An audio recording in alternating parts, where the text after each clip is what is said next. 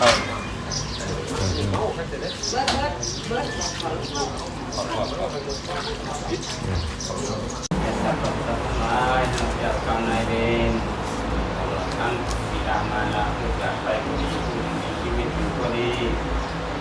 ให้ดวงจิตดวงใจมารับผลบุญผลทานของญาติพี่น้อง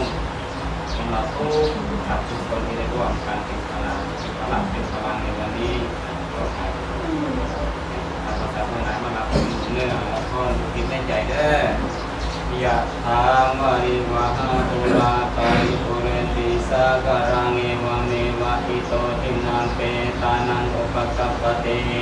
อิจิตังปฏิตังตุมหังคิปะเมวัสมิจจโตสัพเพปุเรนโตสัมปปาจันโทปนารโสยะถามณิโชติรโส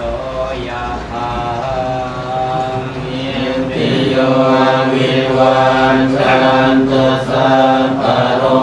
โควินัสสตุมาเตภวัตวันตรายโยสุขิติขายุโกภวะอภิวันทนาสิริสนิจังวัฏฏาปัจจายโนจัตตารโอธรรมวันตันติอายุวันโนสุขังยุโตภรโรธิโรวันนาโดปฏิภาณโดสุขัสสะตากเมธามิสุขังโสติกังกติอายุตาสวะพลังวันตาสุขังยาปฏิภาณโดอิตายุยาสวะโหติยะกายะตัวปะปัสสติติยันโตโหติยามุเลสักกายานังนันทิวัตโนเอ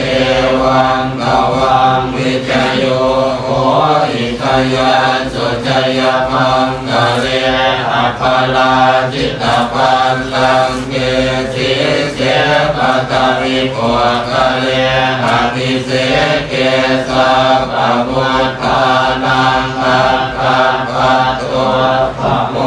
ทติสุนัขตังสุมังคารังสุปะปะตังสุโมทิตังสุขันวันสุมโหโต